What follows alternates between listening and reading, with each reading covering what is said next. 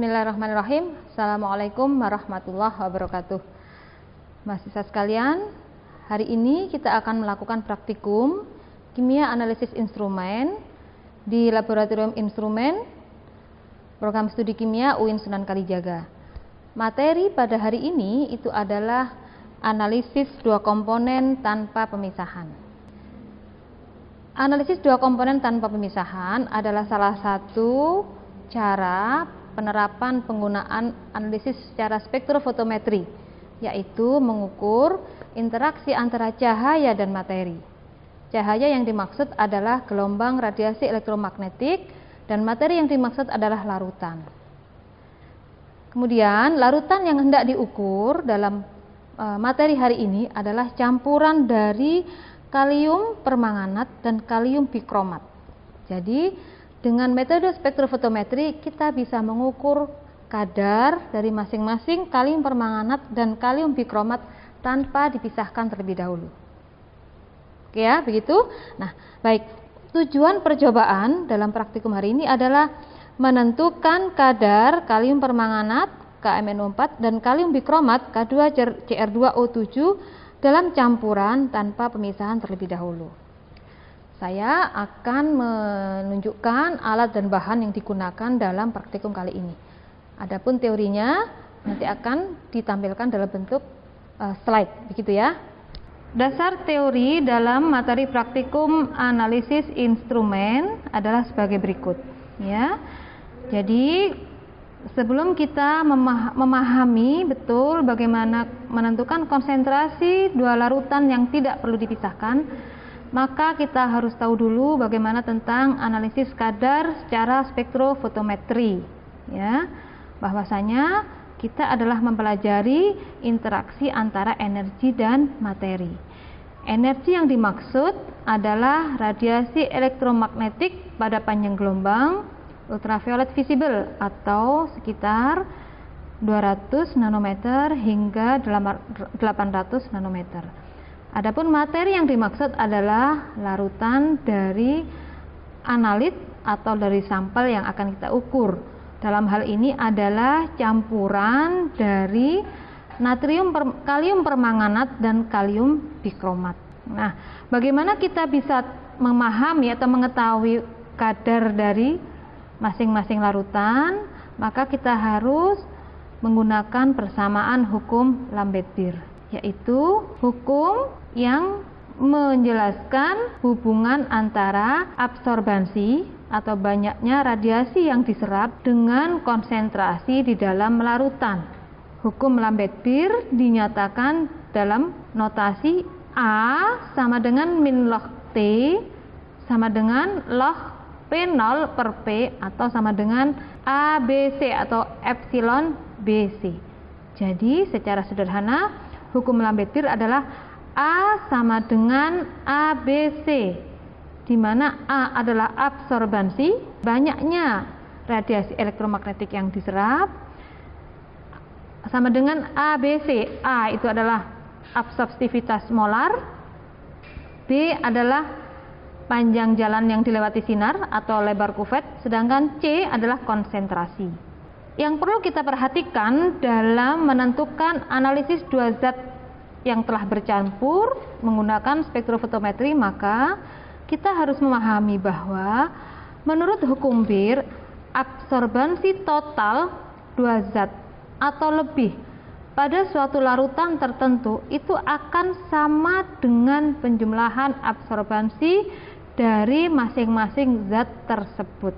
Sehingga untuk larutan campuran, di mana di situ ada campuran zat X dan Y, maka absorbansi larutan campuran tersebut adalah akumulasi atau total absorbansi dari absorbansi X dan absorbansi Y, di mana absorbansi X itu adalah ABC-nya untuk zat X ditambah absorbansi Y itu adalah ABC-nya untuk Y. Maka kita bisa tuliskan kembali persamaannya menjadi A, absorbansi total yang terukur dalam instrumen itu sama dengan A, absorptivitas molarnya zat X dikalikan B atau lebar kuvet, ya, dikalikan CX konsentrasi zat X ditambah absorbansinya Y, yaitu absorptivitas Y dikalikan lebar kuvet dikalikan konsentrasi Y, di mana lebar kuvet di sini sama ya, sebesar 1 cm. Implementasi atau maksud dari akumulasi tersebut dapat dijelaskan melalui gambar sebagai berikut ya. Mahasiswa bisa perhatikan di sini, ini adalah gambar dari absorbansi atau serapan dari zat X. Saya akan menandakan yang ini dulu ya, yang berwarna hitam ini. Ini adalah absorbansi dari zat X. Zat X itu akan memiliki panjang gelombang maksimum sebesar lambda 1. Kemudian zat Y itu juga akan menyerap dengan panjang gelombang maksimum sebesar lambda 2. Artinya apa? Baik zat X maupun zat Y itu sama-sama memiliki panjang gelombang maksimum. Apabila zat X dan zat Y itu dicampurkan, dalam hal ini kalium permanganat dan kalium bikromat dicampurkan, maka dengan sendirinya absorbansi yang dihasilkan adalah akumulasi dari keduanya. Jika sendiri atau masing-masing itu seperti ini ya, ini jika tunggal seperti ini, tapi ketika dicampur nanti akan menjadi yang biru ini. Nah, akan menjadi spektra yang berwarna biru ini, garis biru ini. Apa artinya? Bahwa yang terserap itu adalah hasil absorbansi dari X dan Y. Ya, coba kita lihat, ketika pada lambda 1 ternyata zat Y juga menyerap sebesar ini sedikit. Begitu juga pada lambda 2 ternyata zat X juga menyerap. Nah, gitu ya, sehingga otomatis akhirnya totalnya itu adalah yang berwarna biru. Ini dari gambar di samping didapatkan ini. A1 atau absorbansi itu adalah absorbansi X dan absorbansi Y, atau absorbansi zat X dan zat Y, atau absorbansi kalium bikromat dan kalium permanganat. Saya kira mahasiswa sudah tahu ya, ini adalah hukum Lambert-Beer. Nah, bagaimana cara menentukan ini semua? Nah, setelah ini Anda akan melakukan praktikum. Dari praktikum itu nanti akan didapatkan absorbansi 1 dan absorbansi 2. Dilanjutkan juga Anda akan mengukur larutan standar ya. Larutan standarnya itu akan digunakan untuk menentukan absorptivitas molar, di mana larutan standar tetap diukur pada lambda 1 dan lambda 2 atau panjang gelombang maksimum senyawa permanganat dan panjang gelombang maksimum senyawa bikromat. Terakhir, CX dan CY itu dihitung menggunakan persamaan sebagai berikut. A1 adalah hasil yang didapatkan dari absorbansi pada panjang gelombang 1 atau pada panjang gelombang maksimum dari permanganat. Kalau misalkan 1 kita anggap sebagai permanganat ya, maka didapatkan absorbansi pada panjang gelombang permanganat dan absorbansi dari permanganat yang diukur pada panjang gelombang 1, absorbansi bikromat yang diukur pada panjang gelombang 1 pula. Maka didapatkan ini. Berikutnya juga kemudian diukur pada panjang gelombang maksimum yang kedua ya, yang miliknya bikromat. Maka didapatkan akan seperti ini. Sudah, dari sini kemudian kita diminta untuk menentukan konsentrasi zat Y dan zat X ya, atau ini mohon maaf ini keliru, ini X ya, ini ya. Kita diminta menentukan konsentrasi permanganat dan bikromat. Bagaimana caranya? Nah, untuk menyelesaikan ini maka kita harus tahu absorptivitas molarnya. EXI, X1, EX2, EY1, EY2 harus diketahui terlebih dahulu. Artinya berapa absorptivitas molar pada panjang gelombang 1, berapa absorptivitas molar pada panjang gelombang maksimum 2, dan seterusnya. Ini ya, untuk menyelesaikan bersamaan di atas maka absorptivitas baik pada panjang gelombang 1 dan panjang gelombang 2 dihitung dari persamaan Lambert-Beer menggunakan larutan standar dengan persamaan sebagai berikut. Anda dapatkan dari larutan standar ya. Tetapi dalam praktikum kali ini larutan standar itu digunakan untuk membuat kurva regresi. Nah, dari kurva regresi itu akan didapatkan absorptivitas. Setelah absorptivitas diketahui, maka selanjutnya akan disubstitusikan ke persamaan ini. Ini ya, persamaan yang saya beri tanda pagar ini ya. Jika nilai absorptivitas 1 atau absorptivitas pada panjang gelombang 1, absorptivitas pada panjang gelombang 2 dan seterusnya ini diketahui, kemudian masukkan dalam persamaan ini. Maka kemudian akan didapatkan berapa CX dan CY. Bagaimana menyelesaikan persamaan tersebut di atas? Kita bisa menggunakan substitusi atau eliminasi. Selanjutnya kita akan melakukan percobaan menggunakan alat dan bahan yang sudah disiapkan. Bahan dan alat yang digunakan dalam praktikum ini, yang pertama adalah untuk bahan ya. Bahannya adalah larutan kalium permanganat, konsentrasi 0,01 molar sebagai larutan induk. Kemudian larutan kalium bikromat, konsentrasi 0,01 molar juga sebagai larutan induk, serta pelarut asam sulfat, konsentrasi 0,01 molar. Pelarut asam sulfat digunakan untuk mengencerkan kalium permanganat. Alat-alat yang digunakan adalah seperangkat alat gelas ya, karena kita pada prinsipnya adalah preparasi larutan, sehingga kita paling utama itu membutuhkan labu takar. Dalam praktikum ini kita menggunakan labu takar 50 ml dan labu takar 25 ml. Ya, kemudian kita juga membutuhkan Erlenmeyer untuk campuran sampel. Kemudian kita juga membutuhkan seperangkat pipet volume dan pipet ukur, digunakan untuk mengambil sejumlah larutan, baik larutan kalium bikromat maupun kalium permanganat, serta aquades dan botol semprot. Dan yang terakhir tentu saja tidak kalah penting itu adalah pipet tetes ya, untuk memastikan ketika proses penanda batasan pada labu takar apakah sudah tepat dalam meniskus yang ditetapkan. Tahapan dalam percobaan ini atau praktikum ini kita bisa membedakan dalam 3 tahapan ya. Yang pertama adalah penentuan panjang gelombang maksimum bagi larutan kalium bikromat dan kalium permanganat. Nah, yang sedang nampak ini adalah bagaimana membuat larutan konsentrasi 2 kali 10 pangkat min 4 kalium permanganat dan 1 kali 10 pangkat min 4 kalium bikromat untuk membuat atau untuk menentukan panjang gelombang maksimum. Kemudian larutan yang sudah dipipet ditanda bataskan dalam labu takar 25 ml.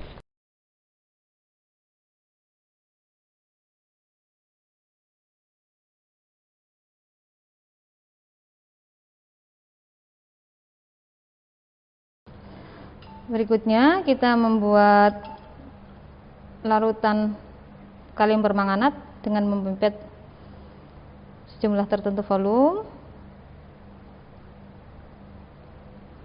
Kemudian dimasukkan dalam labu takar 25 ml untuk selanjutnya diencerkan menggunakan asam sulfat 0,01 molar. Ini adalah larutan asam sulfat sebagai pelarut untuk pengenceran kalium permanganat ya. Oke, silakan.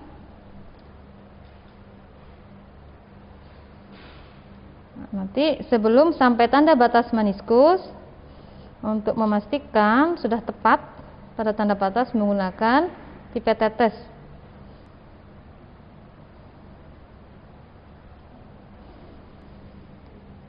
Sudah tepat tanda batas, silakan dikocok.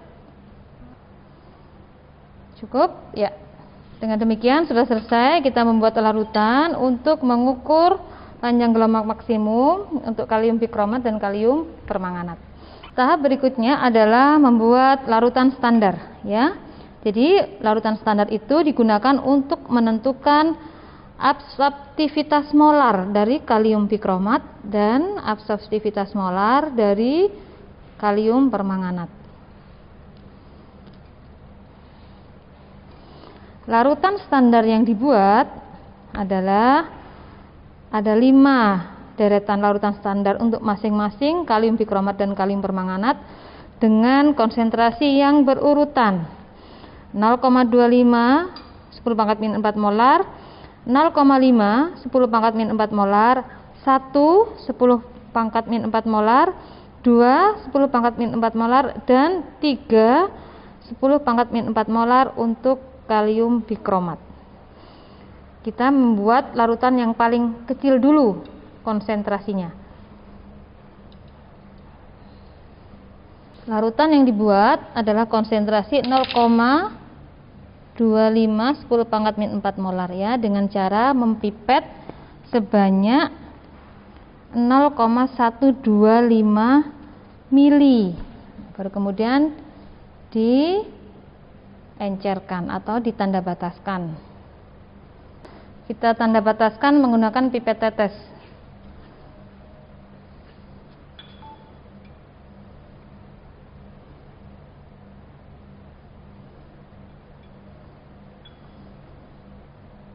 Ya, sudah.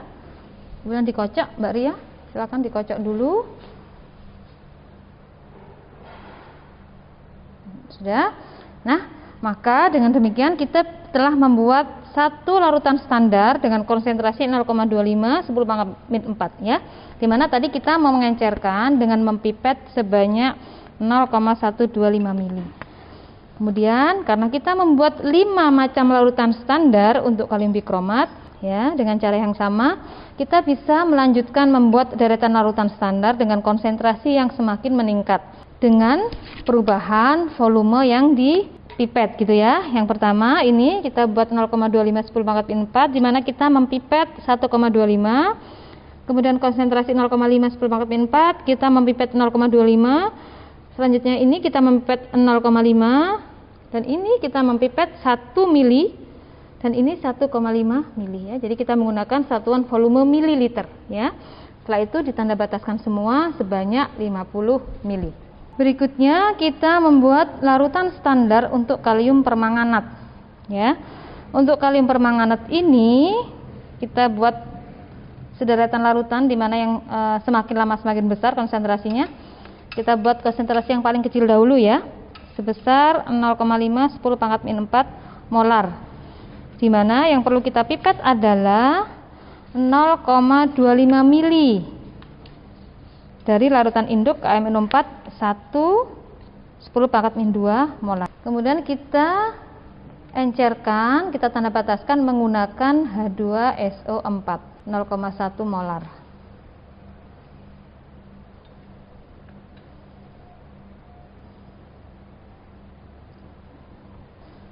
Sudah, berikutnya untuk memastikan kita menggunakan pipet tetes ya. Ya, sedikit lagi sampai tanda batas. Setelah itu kita kocok labu takarnya dengan cara yang sama, hanya dengan membedakan menambah jumlah volume yang dipipet ya. Kita buat 10 pangkat min 4, 2 10 pangkat min 4 molar, 3 10 pangkat min 4 molar, dan 4 10 pangkat min 4 molar. Volume yang ditambahkan dalam labu takar itu sebanyak 0,5, 1 mili, 1,5 mili, dan 2 mili. Kemudian diencerkan dengan H2SO4 0,01 molar.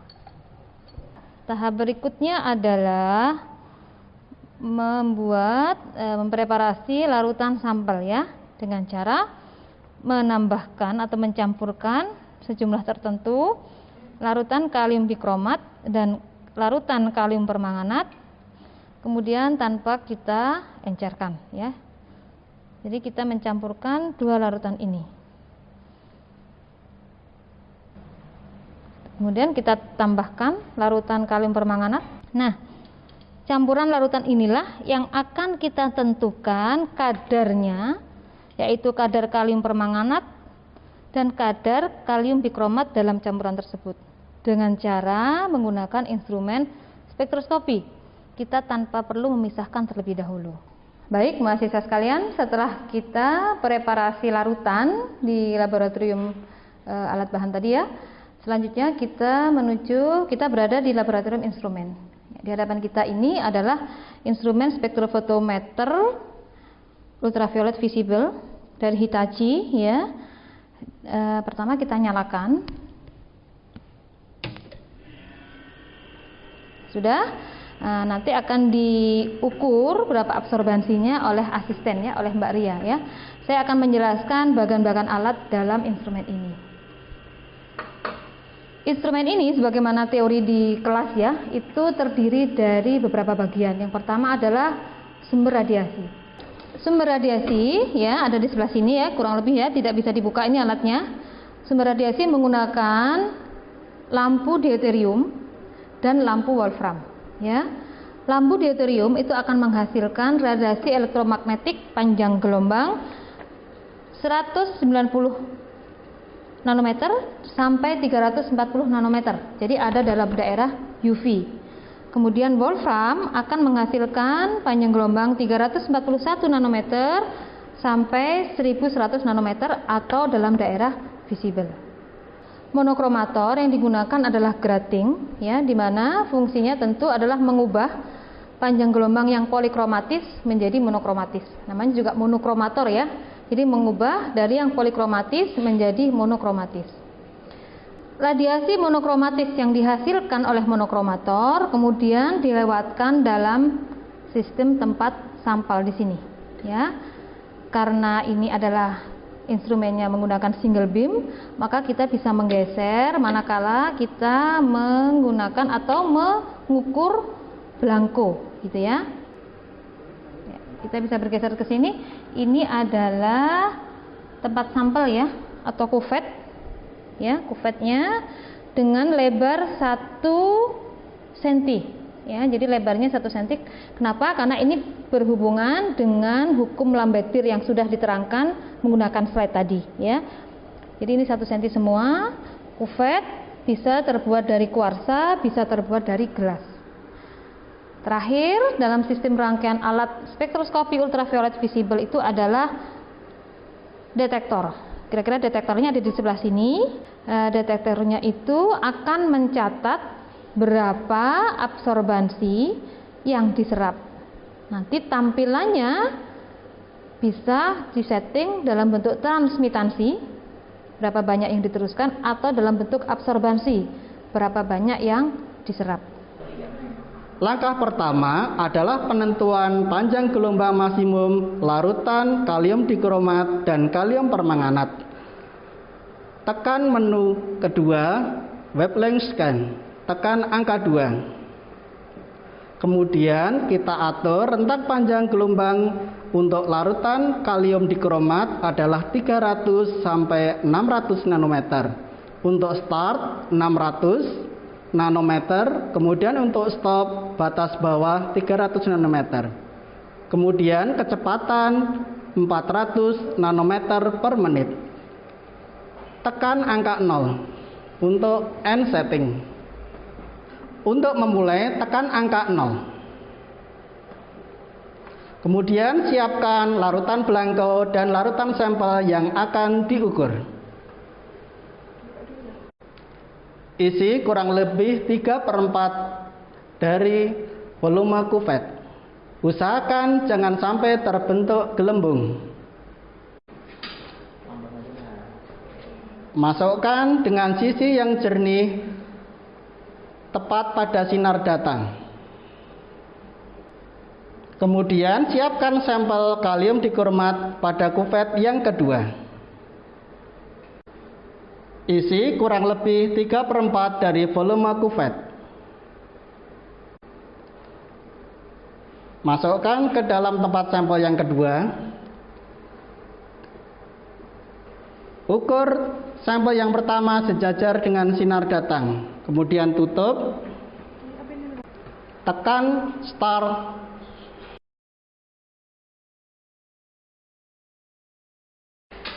Setelah pengukuran blanko, kita ukur larutan sampel kalium dikromat.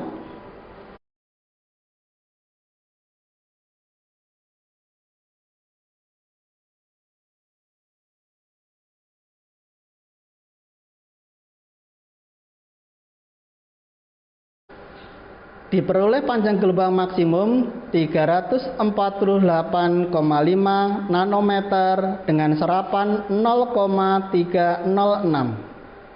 Langkah berikutnya adalah penentuan panjang gelombang maksimum larutan kalium permanganat. Siapkan larutan blanko H2SO4 0,01 molaritas, di mana ini sebagai pelarut.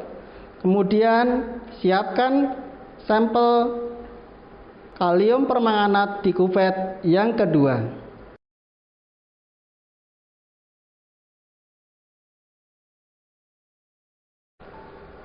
Kemudian kita atur pada menu panjang gelombang untuk kalium permanganat adalah 400 nanometer sampai 600 nanometer.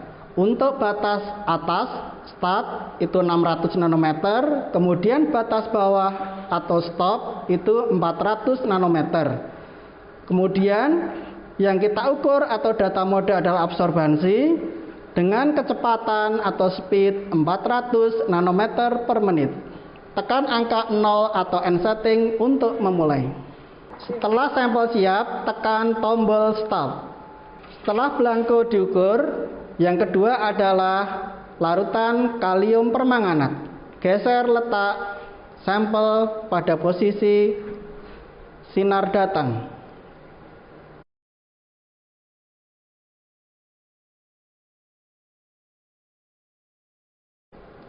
Kemudian tekan tombol stop.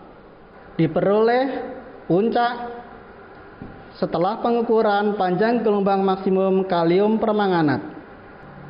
Diperoleh panjang gelombang maksimum pada 525,5 nanometer dengan serapan 0,461. Untuk pengukuran larutan standar, siapkan larutan kalium dikromat. Masukkan ke dalam kuvet dengan belangko Aquades.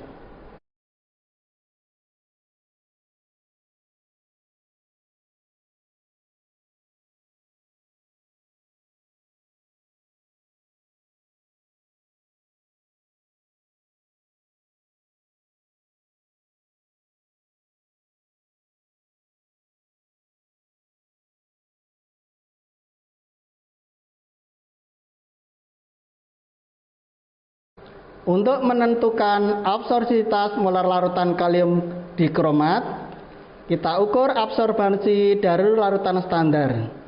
Pertama, kita tekan menu fotometri, kemudian pilih angka 3 concentration.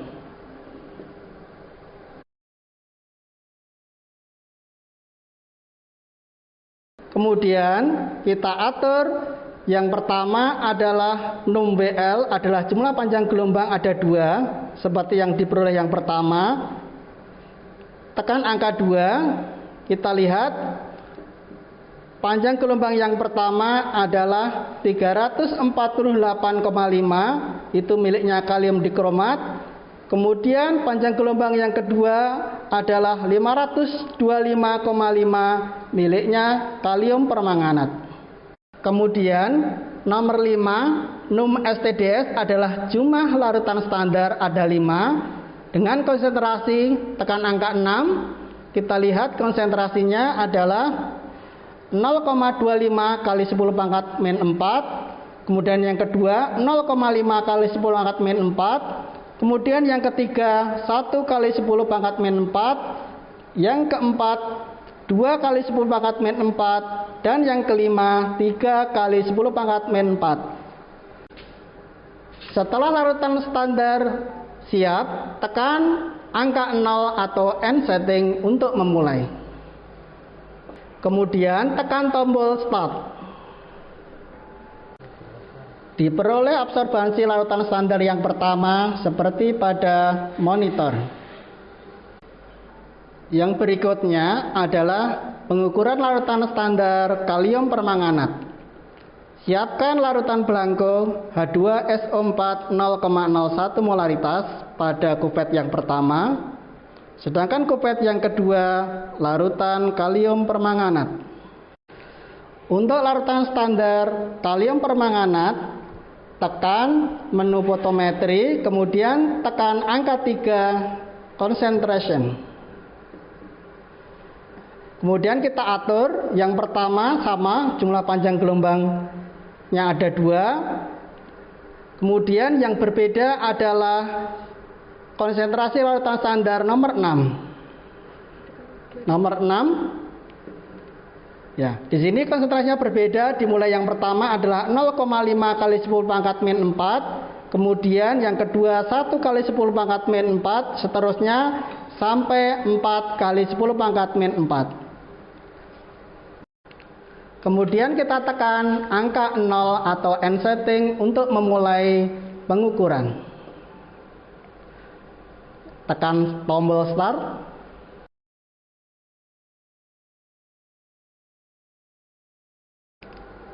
Dari hasil pengukuran larutan standar kalium permanganat yang pertama, diperoleh absorbansi sebagai berikut. Yang terakhir adalah penentuan absorbansi dari campuran sampel.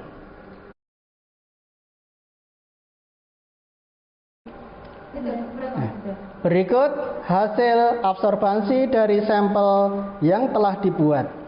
Mahasiswa sekalian, setelah diukur hasil yang didapatkan menggunakan instrumen ini, maka selanjutnya adalah dibuat dalam bentuk laporan, ya. Perhitungannya nanti berdasarkan teori yang sudah saya sampaikan melalui slide, ya. Nah, jadi yang bisa dipastikan adalah absorbansi yang didapatkan adalah hasil akumulasi dari masing-masing larutan baik bikromat maupun permanganat. Absorbansi larutan campuran didapatkan seperti ini.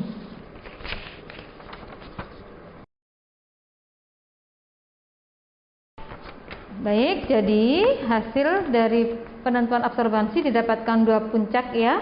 Seperti tadi sudah di zoom gitu ya. Nah, dari puncak itu maka kita bisa dapatkan konsentrasi masing-masing larutan permanganat dan bikromat. Melalui apa? Melalui penentuan dari